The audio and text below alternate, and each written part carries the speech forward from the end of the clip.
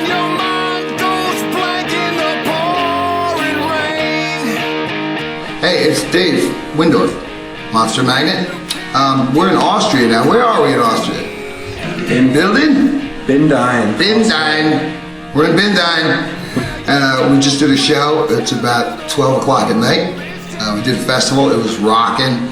And now these two guys are making me do an interview. So we're going to talk about Mastermind and other things. Sorry, Dave, about that. That's so late. So we're going to kick off with some questions so you can go to bed at a decent hour. I'm just going to really just get right into the first question. In your long career, could let us know who has been like your favorite artist that you had the pleasure to work with, or otherwise been on stage with? We played with so many bands that I liked, that I grew up with, that it freaked me out. Like we played with Aerosmith, Page and Plant, all these great, and like modern artists too, Marilyn Manson, Rob Zombie, Metallica. They've all been really cool. But I think the one that we got the biggest like charge out of was playing with Hawkwind. Really? Yeah, I got to sing with Hawkwind. So, and Hawkwind was one of my favorite bands when I was a little kid. That's cool. And it was awesome. Who would you like to work with now? I mean, is there someone you still feel like I still want to do something with that band, or maybe go on tour with them or something? Yeah, I mean, there's plenty of cool bands out there. I love the White Stripes. I think they're awesome. In a strange world, we could actually play with them at some time. I don't know if it would ever happen. I like some of the stoner rock, like The Sword. I like The Sword. I mean, they're awesome. I'd like to play with them. Pretty much anybody that would want to play with us, I wouldn't have a problem with playing. You were talking about Hawkwind earlier a little bit. When you grew up, what was your favorite record? When you were a teenager, what was sort of like the album that kicked things off for you, really? Or? Well, there was. I went to school. I was in 8th grade, and some kid. We'd go to gym class, physical education, and I never played gym, and I just sat in the back, and there was a kid back there. He had a record player. I don't know how he had a vinyl record player, and he was playing the first Black Sabbath. Oh, yeah. And I heard that, and I was like, holy shit, what is this? So it was, when I was a kid, it was Sabbath, Stooges, Hawkwind. Stooges? Yeah. Oh, wow. A lot of Stooges. What would you say are your 5 favorite albums nowadays? I mean, if you had to name 5 albums, the typical question if you go on an island or something, take 5 albums with you. It's tough, man. And it's like, 5 albums. Well, if I could count a collection, I would say, first 3 Sabbath, that counts as one. That's 5 things I can grab, First 3 Sabbath albums, first 3 Stooges albums, the only 3 Stooges albums. 3 Stooges, I said 3 Stooges. Sabbath, Stooges, Hawkwind, maybe In Search of Space by Hawkwind. That's 3. There's so many goddamn records. I mean, there's so much good music out there. Maybe some Slayer? I'm not a metal guy. No? No. I mean, I know we're on Napalm now and stuff, but I've never been into metal. I like real rock. I mean, I love Slayer and stuff, but it's not the thing I would put on, on a desert island. I like blues and melody, that kind of stuff. All right, Rain and Blood, okay. All right. I'll put Rain and Blood on. And, oh man, so many other great records out. That's enough, right? No Zeppelin at all? Ooh. Zeppelin 1, I guess. It's tough. Yeah. Maybe take a couple of Zeppelin albums. Okay. First 4 Zeppelin albums. First 4. Why is the first 4 always the best? First 3, the first 4 are always the best. Yeah. Just kind of going back a little bit to your own music. Is there an album where you feel you wish you would have done it differently or not done at all? Every one I've done completely differently. it's making an album is like a controlled plane crash. You go in there and you try to fly the plane. It always has to go down, you know. There's never enough time to do everything you want. I've just learned to try to pack as much of myself and as much of my brain power into it before somebody pulls the plug, you know. I think the album I was probably most unhappy with God Says No. What's that? I wasn't there to produce it as much. I had hired these really, really good people to help me. I produced all the Monster Magnet records. And God Says No, I hired really, really good people to help me. And they were very, very good. And I had problems with, I had lost the lyrics to the record. My car had been broken into in Chicago. And all the lyrics were stolen, and I forgot the lyrics. So I had to go in every morning and rewrite these lyrics from memory. And some of it came out okay, and some of it, they were just gone. I was like, shit, you know? And I got my guys in the studio, and I go over there and, like at noontime, work out some stuff and go, all right, I'm gonna go back and write lyrics, and you guys like track the basic tracks. And what happened was, it was just came out too good. There was excellent people behind the thing, and it just came out really smooth and like very, very lush, more so than I would have guessed. Cool. What is your favorite Monster Magnet song? Ooh, I don't know. I think I don't know. It's a cross between one of the songs on a new record called "The Titan Who Cried Like a Baby." And Spine of God. I like Spine of God. Cool. It's fun to sing. You still enjoy playing Spaceboard every night? Is that as I get older? Yeah, I mean, you know, it's like you think about it. First you think about like, we gotta play Spaceboard again. Of course we don't have to. Nobody tells you have to, you know, play anything. But you know, when you see the looks on people's faces and they're like, we want to hear Spaceboard. Of course, you have to play it. Yeah, like tonight people just go crazy. Yeah, they go crazy. It's like they love that song, so it's okay. What was the worst concert you ever have played? Too many to count. Some real, like unbelievable ones. It's been a long time since there's been a really, really bad one. But when we first started, you know, we go into places where, say we put on a bill like, we get put on like a real metal bill, you know, like toll, shredding, double kick. And we're out there like, yeah, baby! And they're like, fuck you! I mean, literally beer bouncing off my head and all this stuff, and we get into these big fights. Monster Magnet's a weird band. We have gotten booked with all different types of bands. So we'll be playing with alternative, or playing with metal. And in the beginning, it was hard to find an audience. Because you guys were like sitting between chairs, so to speak? I guess. I mean, I didn't notice the difference. I mean, I just think it's all rock anyway. To me, it's all just music, you know. But the crowds, you know, sometimes these bills get set up in a certain way, and you get a lot of people in there, and they're expecting one thing and they get another, and it can get pretty nasty. I just always called myself like rock. You know, rock, R-O-C-K, rock, or psychedelic rock. Yeah. Is there a place in the world you still want to play, haven't played? Africa. Africa? Africa? Yeah, I want to go to Africa. Any place particular in Africa? I just, not for the rock, I just want to like get over there for free so I can go see lions and stuff. You know, I can go on safari. Should have maybe done something with the World Cup, or maybe you could have like opened a game or something. There's always next year. If you could go back in time, and obviously you're a musician now, but if you could go back in time and you could change everything, what different occupation would you choose this time around? You mean besides musician? Yeah.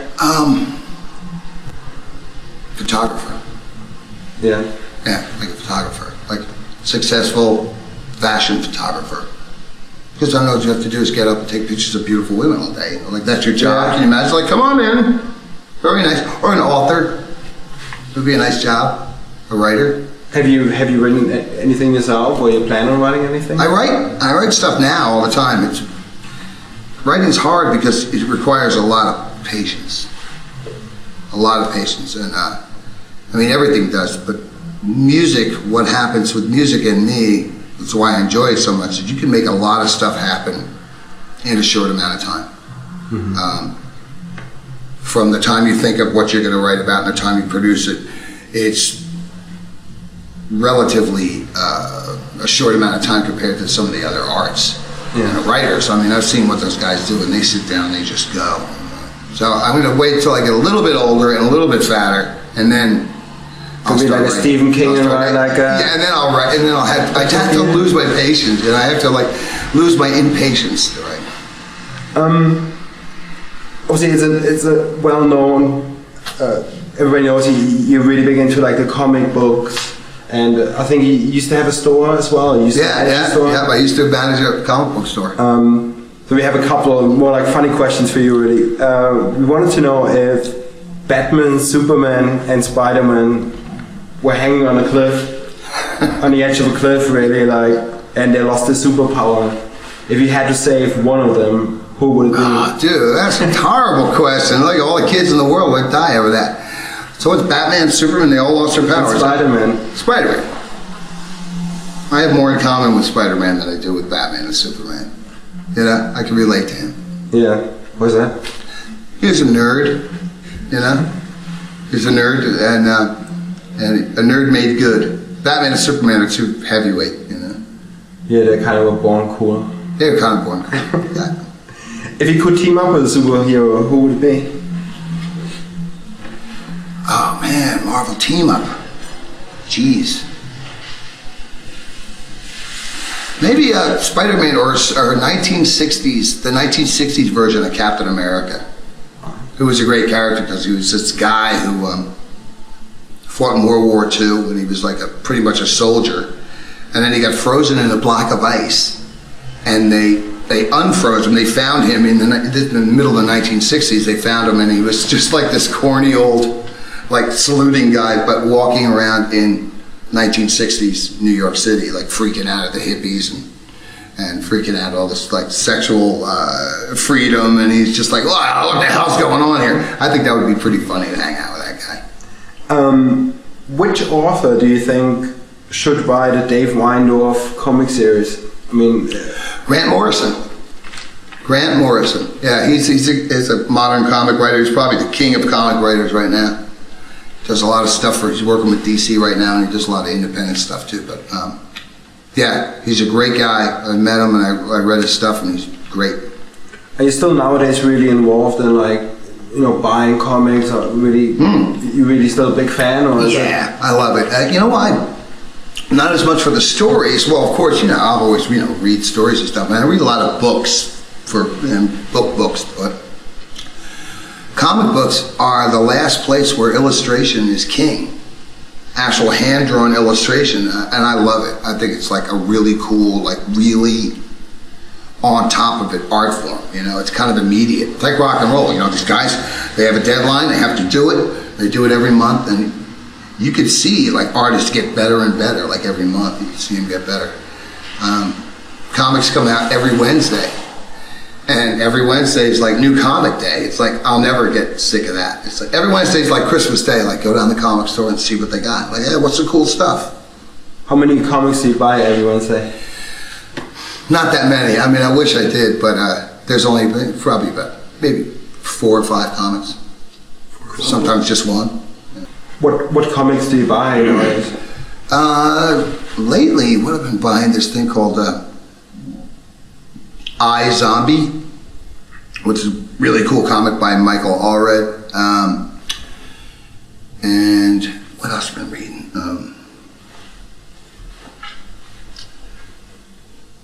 Secret Avengers by, what's his name? Brubaker and Deodato Jr., which is like a superhero comic, but it's more like a spy thing. The art is awesome. I mean, it's really, the sequencing, the panels, from panel to panel. It's like a feast for the eyes, like you travel over it. I buy some Vertigo stuff from DC, and It really depends on what catches my eye. I'm not like one of those guys that has to buy every issue just because I want to complete. So if I see an artist that's on a run of books, I'll buy it until he leaves, and then I'll stop buying the comic. Cool. Just obviously, your fans are really interested in the new album that's coming out in the end of October. Yeah. We obviously heard it already. We love it. We just wanted to sort of kind of get maybe a better idea about the songs, the meaning of the songs, what really went in your head when you were writing them. If you just maybe want to go through the list of the tracks and maybe give us a bit of a... Sure, I mean, I can do that, or I can just kind of, I'll do is just explain. Sure. The record was born in a kind of a strange atmosphere. I wasn't quite sure what the deadline on the record was, so I thought we had more time than we did. Then when I found out we had a very short deadline, we ended a tour. We just came off a tour in England, and we went right into pre-production. And I wrote a bunch of music, and we got together, and the band rehearsed it for 6 days, and we're ready to go. I mean, that's how good these guys were. I mean, it was 6 days, and they got it all. So we went and recorded it right away. We recorded all the music. The only thing was that I didn't write any lyrics because I was too busy writing the music. So everything was going great, It was like, and of course, the names of the songs in the studio are like song number 1 and song number 2. And the guys are asking me, got any names for the songs? I'm like, don't worry, I got it. I've done this a million times. I'll write the words. Be fine. So we'll get done. We'll get in the studio. We'll get out. Stop spending money. Then I'm going to fly to California, and I'm going to write the lyrics and then fly to California and finish the vocals in there. We recorded the record in New Jersey. And I fly out to California, and I get my little cheesy hotel in the middle of like the ghetto in LA, outside LA, and nothing comes out. Not a thing. I couldn't write. I don't know what happened. It's just, maybe it's because I just didn't get started on the lyrics while I was doing the music, which is something I usually do, but this time I just did all the music and then went in that. So things got weirder. I was like, for the first time in my life, I had real writer's block. So I call up my co-producer and tell him, I think I'm gonna need like maybe a week, on this, or 2 weeks. He goes, fine, you mind if I go to Finland? And he's gonna produce a band called Children of Bodom. And Bodom. And he goes, I'll be back in 3 days. So he goes over there. He gets stuck there with the volcanic ash. Remember the volcanic ash? So he gets stuck over there. Meanwhile, I'm in LA finishing that. By this time, I'm writing the lyrics. He gets stuck over there, and I'm just walking around in like the ghetto, like crime, drugs, like all this shit over there, stuck in this little hotel room with these crazy lyrics, which were written, I thought, in a hurry. I was like, I gotta write this stuff in a hurry. And it all the lyrics on the record are written. I also got arrested when I was out there too. That was fun. What do you do? Didn't turn in a rental car on time. I forgot to turn in a rental car. And that's the way it is in Los Angeles. I mean, it's huge. They called a helicopter and 10 cop cars, guns, threw me in jail for a night. It was crazy. So, and then, to get back to what the record's about, I was stuck in that hotel, and all I did was watch Robot Chicken and TV news for a month. And I don't know if you watch much. I don't usually watch much television news, but if you watch TV news for a month, you want to jump out a window and kill you. It's fucking scary, man. And so I'm thinking. And of course I got my computer on too. So I've got TV on, I got a computer, and I have an iPad.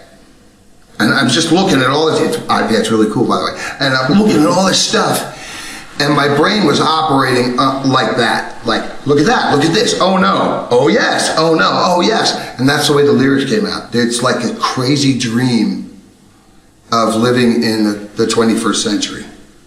And there's a cell phone going off. And I realized that that's what I really should write about. I should try to make this a record where you can get in your car and just imagine driving a car at 125 miles an hour while checking your email and watching porno. Because that's what living today is like. I mean, it's insane. Living today is so much information. There's so much crap going on. And I can only go into myself and what my emotions are, talking about my life and what happens to me. And a lot of times I think if I wrote that straight out, it would be boring. So I interpret it, how I'm feeling through these images that are flying into my head from everywhere, whether it be from the computer or the movies or driving around the car. And so the record came out as just, it sounds like some guy like just out of his mind, blah, blah, blah. And what it really is, what the records are really is about is like love songs, songs of delusions, wish fulfillment, me wanting to get out of the room, me wanting to fall in love with somebody. But if you listen to the words, it sounds like it's more than that, It's kind of taking in everything that comes at you, trying to roll them up into one thing and then spitting it back out. I realize that sounds insane, but at the end of it, it's kind of like some weird poetry. It kind of works. It works, and it's much more interesting to write like that than for me to just go out and go, I went to the store today. I hate the man. Fuck the man. Of course, fuck the man. I mean, we don't need that anymore. So the record was born out of that weird time. It's just like a diary of that weird time I spent in that hotel in that time. Do you have a favorite song of the new album coming out? I don't know. I can't think. I'm too close to it now. I'm too close. I'll have to let it sit for a while. We ask you next time, I guess. Huh? We have to ask you next time. Then. But it's rocking, It's like I made sure that the record was nice and beefy. And I was like, I want a fucking rock record, man. It's like, let's go. I mean, we definitely saw tonight the fans liked the new songs. They were really fans are cool. They're really, really cool. Really good live songs. I just said it's a hallucination bomb. That's like me talking to talking to a girl and trying to get her to watch The Exorcist 3. You know that movie, The Exorcist 3? Trying to get her to watch The Exorcist 3 and while moving in on her. Trying to make a move on her. How's that work? It didn't. Bad. Bored with sorcery. That's about flying in a jet plane, but I don't have a jet plane. Okay. Dig that hole. Working, and trying not to work, and also making a mess out of things. Okay. The first single and upcoming music video, Gods and Punks. Gods and Punks. That's the kind of song that I would like. That's the kind of song when I was a kid I would want to hear. I would want to hear again, jet fighters. I wanted to picture some guy that was flying around in a jet plane, and when he wasn't dropping bombs, he was rocking. I don't know. I must have watched too much Metalocalypse when The Titan Who Cried Like a Baby. That's a hotel paranoid hotel crime story in Los Angeles. Me peeking out of a shade in a hotel and seeing the nastiest hookers you've ever seen in your life, snorting methamphetamine off a table, and these big fucking scary gangsters looking at me ah. That's when I wrote that. Mastermind. Sex, seduction. 100 Million Miles. That's a song about sometimes feeling that you may be playing baseball in a football stadium. If that makes any sense. It's why am I playing baseball in a football stadium? Parish and Fire. Just a basic fuck you song. You can use it for anybody. Hey, fuck you. That's a good song. Time Machine. Wanting to be able to travel in time so you can fix your mistakes. That's a good one. of which there are many. Go ahead. When the planes fall from the sky. It sounded really cool. You know, when the planes fall from the sky. That's a TV News song. That's like, you know. And I just kept thinking in terms of cinema in my mind of like, you know, like a big disaster movie. Okay. Ghost story. Love song. All Other Nothing. Again, not being able, like, wanting to do something, not being able to conjure it up. That's a writer's block song. You know, when you can't write, you know, and like, well, you're all out. What do you got? I've got nothing. I'm all out of nothing, which is less than nothing. I'm all out of nothing. Cool. Well, Dave, thank you very much for the time. I know, you know, it's been hard after a long gig. The guys are waiting outside, probably ready to go back on the tour bus. You guys going to Frankfurt now? Yep. The Rock. More. Do you have any last words for your fans? I hope everybody likes the record. I really like making it, and it's pneumatic. You know what I mean? It's like hydraulic. It goes boom, boom, boom, boom, boom, and you should go boom, boom too. So do it. Thanks, everybody.